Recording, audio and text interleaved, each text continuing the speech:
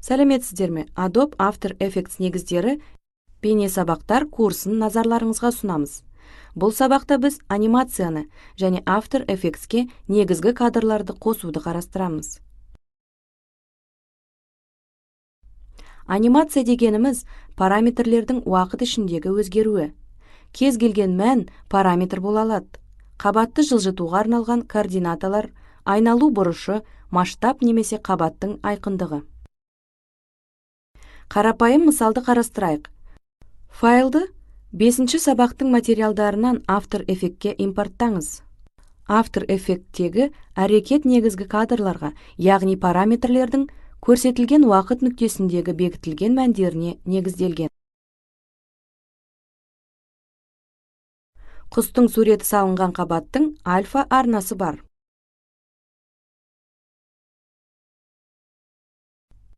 Композицияның есептеу уақытын қысқартыңыз.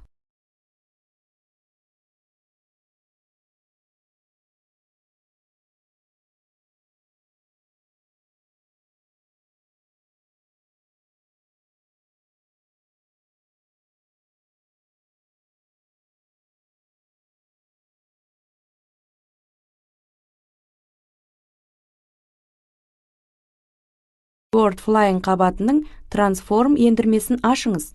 Тармақтардың әрқайсысының қасында секундомер Time Where Stop Watch таңбасы бар. Бұл анимация құруға арналған батырма. Position'ды таңдаңыз. Анимацияға арналған бірінші кадрды беру үшін Position тармағының жанындағы Time Where Stop Watch'ке басыңыз. Өйткені біз құс бейнеленген қабатты жылжытпақпыз. Бұл ретте оң жақтағы таймлайн панелінде сары ромб пішінді таңбаша пайда болды.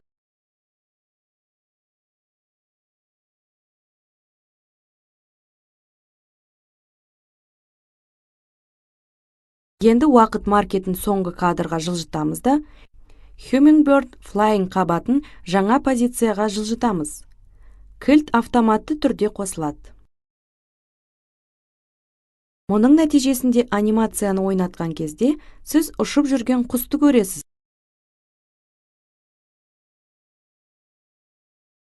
Құстың қозғалу траекториясын өзгертуге болады. Бұл үшін маркерді 1 секундқа келтіріңіз де, қабаттың позициясын жаңадан өзгертіңіз. Бұл ретте Composition панелінде құстың қозғалысының қисық сызығы пайда болады. Бұл қисық сызықты тікелей композиция терезесінде өзгертуге болады.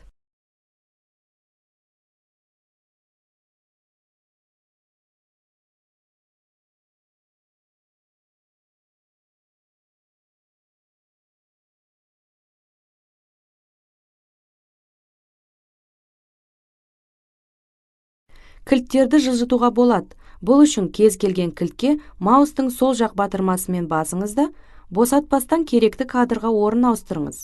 Бұл ретте анимацияның жылдамдығы өзгереді.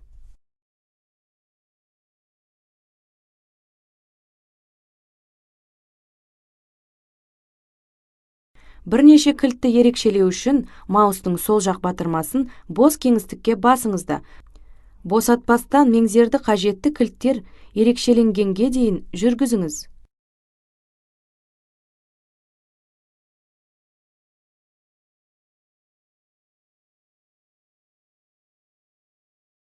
Кілтті жою үшін оны таймлайн панелінде ерекшелеп алыңыз да, Del'ді басыңыз.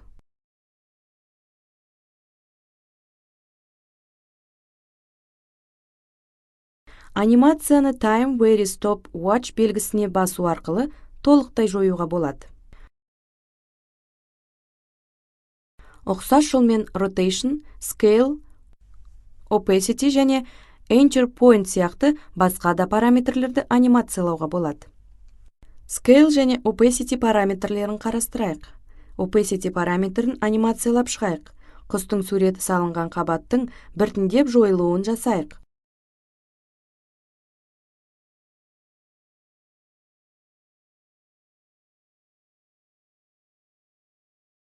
Енді қабаттың өлшемдерін Scale параметрінің көмегімен өзгертейік.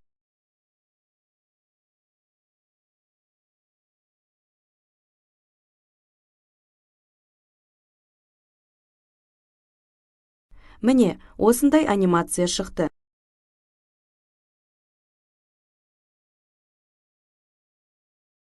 Берілген параметрлерді ғана емес, эффектілерді, дыбысты ұлғайтуды, мәтінді және тағы басқа анимациялауға болады.